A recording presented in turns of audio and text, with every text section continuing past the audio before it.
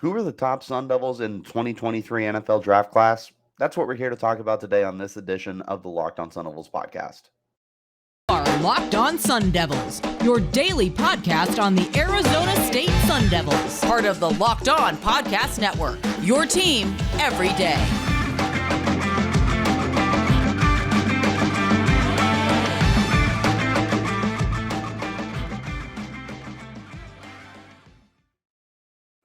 Hello, everyone, and welcome back to the Locked On Sun Devils podcast, part of the Locked On Podcast Network, your team every day. My name is Richie Bradshaw, and I will be your guide for everything Arizona State Sun Devils. As always, thank you guys for tuning in. Wherever you're getting your podcast, hit like and subscribe and turn on notifications so you get an update whenever we post new content. Stay in touch with that content by following me on Twitter at RichieBrads36 and the podcast at LO_Sun Devils. Let's hop into today's conversation. Looking at the Sun Devils who are entering the 2023 NFL draft. Now, keep in mind, there's a lot of guys who are like, they don't have their eligibility anymore. So the only next step for them would be the NFL if they get that opportunity. But with that being said, there's not a lot of guys that you look at as like the slam dunk NFL prospects. I think there's quite a handful of guys that have that potential to make a roster spot as like a practice squad member or like maybe a training camp body or something like that. But I just don't see enough guys that truly look like they're going to stick in the NFL as of right now. Now, I'm absolutely rooting for them. These are my guys, especially some of these guys that we're going to talk about. I really, really like them. I like what they were able to give Arizona State, and I hope they get that opportunity, but it's just hard to say. So we'll start off with just a couple honorable mentions. Nothing too crazy here. Trevez Moore and Tamarcus Davis, both of them just did not light up the box score as much as you would have hoped for them to last year. Trevez Moore was coming off of an ACL tear. He had 22 tackles and a half sack in basically the full season. I don't think he missed very much time, if any time at all. Unfortunately, the story with Trevez Moore has just been battling injuries throughout his career, whether it was at Arizona State or previously LSU. Ran out of eligibility. I'm sure that he would have come back for one more year if he could have to be able to continue putting some film together, but unfortunately that just wasn't the case, and I don't know if there's an opportunity for him. What I do know is he's built like an NFL edge rusher at 6'4", 225 pounds. He's got the build. I think he's got the athleticism too. It's just there's no production to match. So I hope he gets that opportunity. I'll be rooting really hard for him. I actually was able to speak with him before the season. Great guy. Seems like a really determined individual. Just didn't have the production to match. Tamarcus Davis is a guy who did have 2 interceptions on the year, which included the first interception off of Caleb Williams, the Heisman Trophy winner from USC. The thing with Tamarcus is he saw less and less time as the season progressed because Ed Woods and Ro Torrance really just asserted themselves as the number 1 and number 2 corners. And that hurt Tamarcus's draft stock, obviously, when he's not getting on the field as much. It'll be really interesting to see what ends up happening with him. Again, I think he's got NFL size at 6 foot, 185 pounds for a boundary corner. The problem is he just doesn't have a lot of time on the field to put enough tape together, I suppose. He only has 3 career interceptions in 5 seasons played in college. There's just not a lot there to look at. Again, I think both with Trevez and with Tamarcus, these are guys that you could bring in as undrafted free agents to be those camp bodies and push everyone else. I just don't know what their NFL future is. Again, I'm rooting for these guys, obviously. Hopping into my top 5 now, I really, really love this guy. He was one of my favorite players coming into the season. He was one of my favorite players at the end of the season. I feel like he's not getting enough attention because this, to me, screams priority free agent. Khoury Bethley. Khoury Bethley had so quietly put together a really solid season for Arizona State, and I feel like no one is talking about it. He finished second on the team with 90 tackles. He had a sack. He had 2 pass defense, and he had 2 forced fumbles. No interceptions, which obviously is going to hurt him as a defensive back. But Khoury Bethley was so much more than turnovers. And he's been a guy who has shown the capability to be a turnover guy. During his time at Hawaii, he recorded 7 interceptions. He had in 2021 5 interceptions. Also a tackling machine. He he posted 90 tackles at Arizona State. 2021 is last year with Hawaii. He had 99 tackles and those 5 interceptions. He had 4 sacks. This is a guy who just finds his way to the football. And it was very, very evident that that was going to translate when he got to the Power 5 because he made an instant impact with Arizona State. Again, I know he didn't have an interception this year, but he was still flying across the field. You don't walk into 90 tackles, especially when 62 of them are solo. That was one of the things that was really astonishing was the amount of solo stops that he had that actually led the team in solo stops. Put in perspective, Kyle Soelle had 110 tackles, which is 20 more than Bethley did, but he still had 6 more solo stops than him. Khoury Bethley is a very reliable tackler, and that's going to go a long ways for a team that's looking for special teams help. Is I think that Khoury Bethley can provide that for you.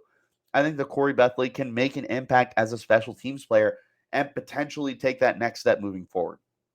I think he's in a very similar situation to Darian Butler was last year.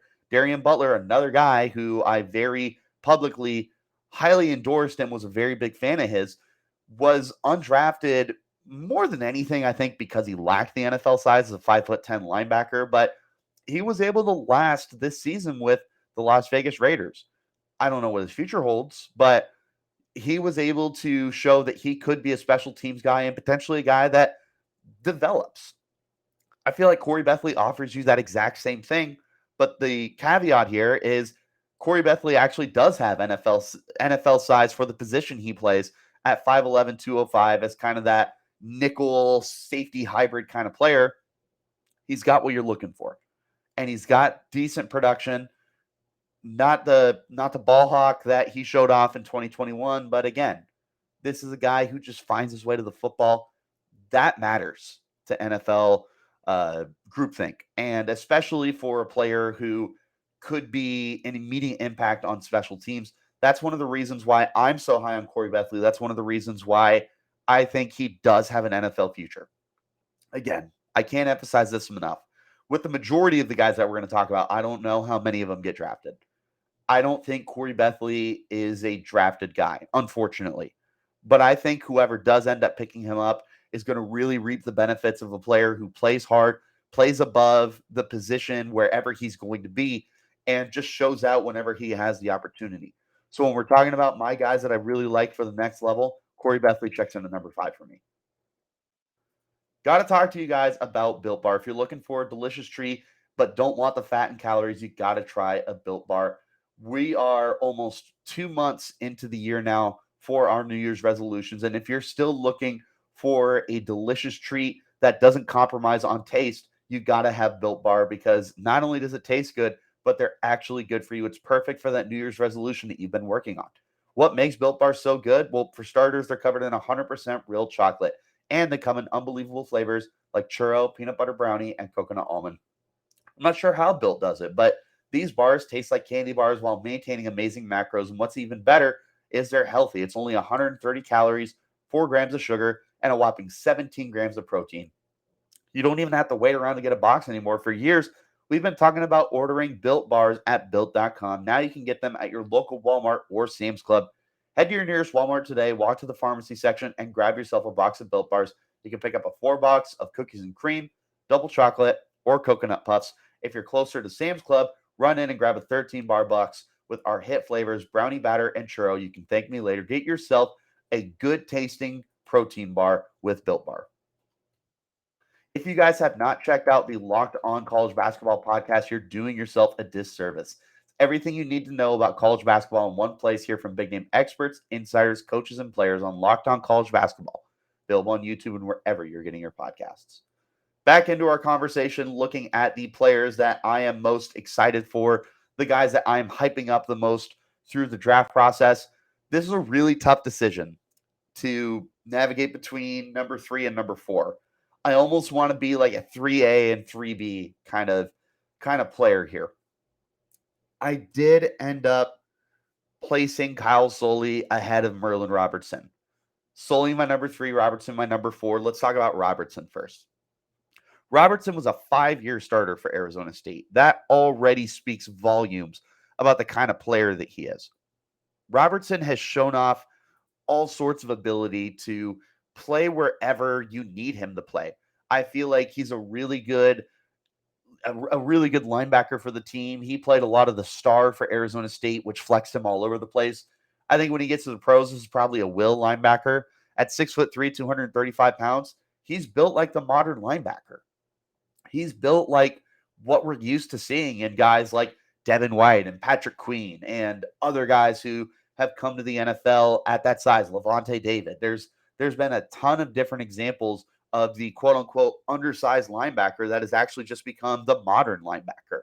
Robertson's built that way, so that already bodes really well for him having that NFL size. He also has done a little bit of everything for the team. 9.5 career sacks in 5 years, 5 forced fumbles in 5 years, 6 interceptions in 5 years, including a pick 6. He does a little bit of everything for you. And that's something that's going to matter to teams that, again, similar to Khoury Bethley, are looking for that special teams kind of contributor. I think that's a perfect role for Merlin Robertson when he gets to the pros, is as a special teams kind of guy, and then potentially seeing what else he can bring for you. This is another guy that I feel is a priority undrafted free agent. This is a guy that I think will not have to wait too long to get scooped up. There's potential here. There's a lot of intriguing upside with Merlin Robertson. And the other thing that he's going to have going for him is this is a guy who has major playing experience. Again, he's a 5-year starter at Arizona State. He came on as a freshman and had 77 tackles. He's been a massive presence for the Sun Devils. This is a guy who's an all-timer for Arizona State. He's going to be fondly remembered for everything he was able to do. He just unfortunately never took that next step from a brilliant freshman year to becoming that NFL kind of guy. But guess what? He kept up that same level of play for all 5 of the years that he gave to Arizona State. That's the reason why I really like him. He's not this super flashy, high upside player, but I do think that there is some upside for him to eventually get onto the football field and contribute for your team. Even if it's just as a great special teams player, I think that that's in Robertson's future. Now, the guy that I have slightly ahead of him is Kyle Soelle. And it's funny because I was not the biggest fan of Kyle Soelle heading into the year. But man, did I walk away as one of his number 1 fans as he paced the team with 110 tackles. He had 2 interceptions and 2 pass defense. This is a guy who's built like the more traditional linebacker. 6'4", 235 pounds. Again, he's not that much bigger than Robertson, but I think this is a guy who can carry more on his frame. I wouldn't be surprised if you told me that Kyle Soelle was 6'4", 250 pounds. I feel like this guy fits what most people think of when they think of your traditional linebacker compared to Robertson. I think that there's a lot of great instincts here. This is a guy who flies the football. He's able to make the tackles. I feel like there was way more great tackles than there were missed tackles from Kyle Soelle last year. And there's a lot of potential for him to continue becoming a good contributor for a team. This is probably a guy who this is where it's so different for him and Merlin, is because Merlin has more athleticism to him to translate. But I look at Kyle Soelle, and it's just so hard not to look at the frame of work here.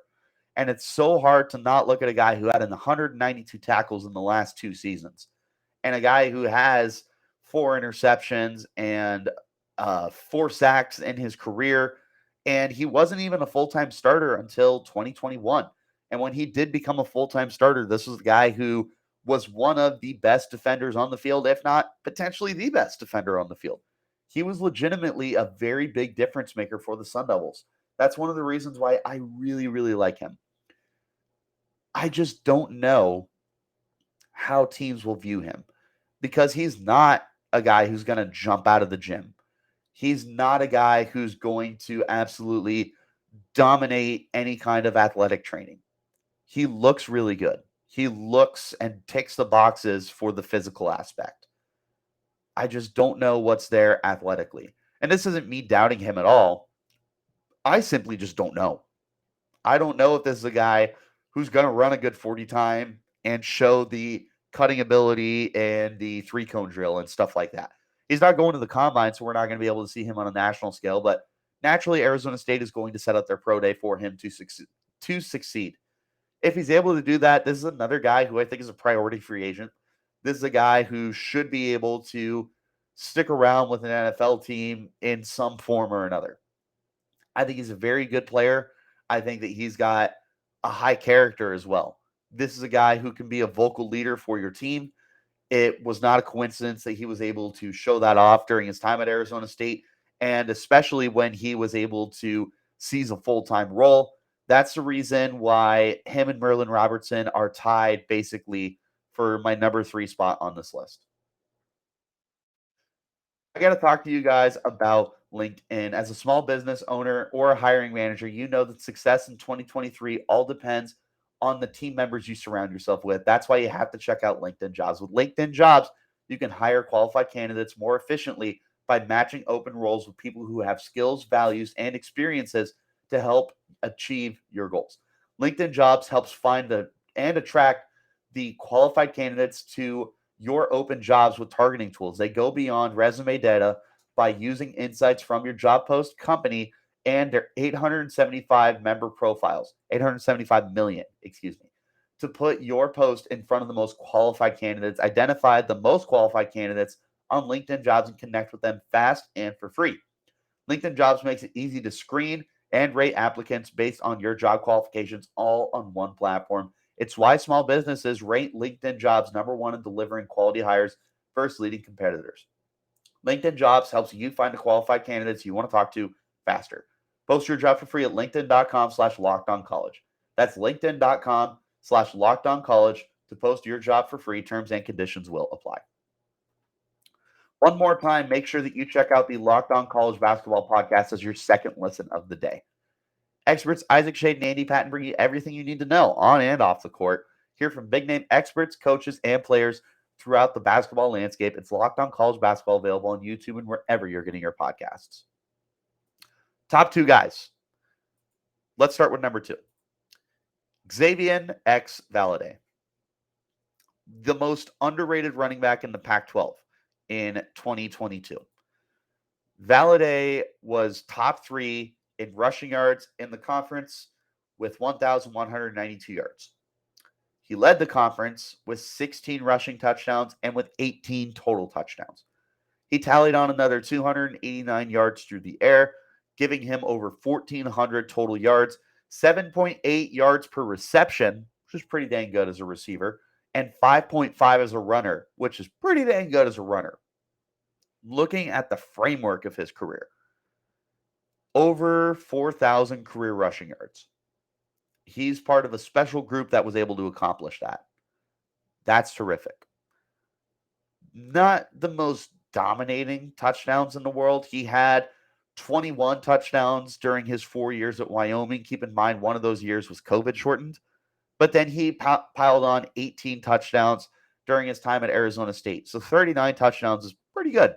It's just a lot of that production came, at least touchdown-wise, came during his season at Arizona State. But this is a 3-time 1,000-yard rusher. This is a guy who's averaged over 5 yards a carry in all 5 seasons that he was an active participant with the team that he was on, whether it was Wyoming or Arizona State. This is also a guy with some NFL size at 6 foot, 200 pounds, with good framework.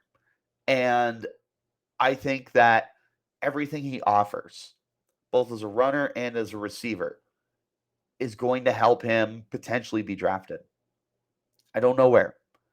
The thing to remember is Eno Benjamin, who I feel was a better prospect, was barely drafted as a 7th-round pick. And the running back position is completely devalued in the pros. And this is a little bit of an older running back, as a guy who's played 5 years in the pros, does have a little bit of wear and tear on him with 3 seasons over 200 carries. It's not going to be easy to project where Valladay is. I think based on his talent and what he has shown, This is a draftable guy. But I also understand that this might not be a guy that teams are looking to draft, make an investment, like a significant investment in him, and see what they can get out of him. Because a draft pick, no matter where it is, that is an investment. It's not nearly the same as those undrafted guys where if they don't work out, you just cut them and you count your losses and move on. I don't know if Valladay is drafted.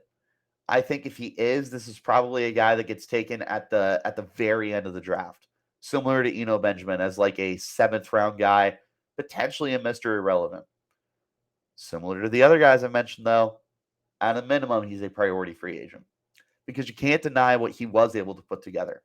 Again, 3,000-yard seasons, over 5 yards of carry in all 5 seasons that he produced, 39 touchdowns. You can't just overlook that. This is a guy who is going to get a chance. You can absolutely put that in stone, etch it in stone, write it in pen, whatever you want to do. Valladay will get a chance at the pros. I don't know if he'll ever be a starter. I don't know if he'll ever be a full-time contributor, but I do think he's going to get an opportunity. I do think that what he was able to accomplish at Arizona State was maybe a little bit underrated. And it's one of the reasons why I really, really, really like X Valladay. But can't deny my number one guy who is getting some draft hype, who is generating some really good conversation for himself. This shouldn't be a surprise if you're paying attention to the draft, but it is Nesta Jade Silvera. Silvera came in as a transfer from Miami. He came in as a big old defensive tackle / nose tackle at 6'2", 315 pounds. He was a run stuffer. He wasn't the most productive guy in the world when it came to sacks, but he moves very, very well for his size. And he's got a little bit of a nasty edge to him. And he's not on the field to be your friend. He is on the field to be your enemy. You're not going to like him if he's not on your team. When it comes to the NFL, there's going to be 31 teams that do not care for Nesta Jade Silvera. But the one team that loves him is going to be the team he plays on. This past year, he finished with 55 tackles, a half sack, 3 pass defenses, and a forced fumble. For what it's worth, he was fourth on the team in tackles with 55. He was really, really good. Like I said, for a guy as big as him, he moved very well. I think there's a lot of fluidity in those hips.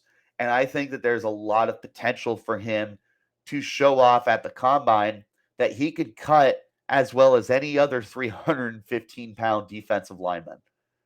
I really, really like Silvera. And I think that NFL teams like him too. It's one of the reasons why he was the lone Senior Bowl invite for the Sun Devils. It's one of the reasons why he's the lone Sun Devil going to the combine. It's one of the reasons why I feel like you can I don't want to guarantee any of these guys, but I do think Silvera gets drafted. I do think out of all the guys, he easily has the best opportunity to get drafted. And I think that Nesta Jade Silvera could also find himself in an impact role for a team. DJ Davidson was drafted for Arizona State last year. He was a 5th-round pick for the New York Giants. I don't see any reason why Jade Silvera can't also be drafted in a similar range and projected in a similar role. I feel like he's better than what Davidson was. And I feel like Silvera is a really, really intriguing player based off of being able to check the boxes physically. I think he's going to test very well athletically. He's got decent numbers in that box score. Again, not a sack producer, but a guy who wasn't shy when it came to plugging up run lanes and stuff like that. This is a talented guy. I feel very confident that he will get drafted. I won't guarantee it for anyone, but if there was a guy to get drafted for sure, it's Nesta Jade Silvera. That wraps up my list of my favorite Sun Devils entering this year's class. Tomorrow, I'm going to be taking a look at future Sun Devils that I like to eventually make it to the pros. But until then, wherever you're getting your podcast, hit like and subscribe and turn on those notifications so you get an update whenever we post new content. Stay in touch with that content by following me on Twitter at RichieBrads36 and the podcast as well at LO_Sun Devils. Till next time, though, you keep it locked right here on Locked On Sun Devils.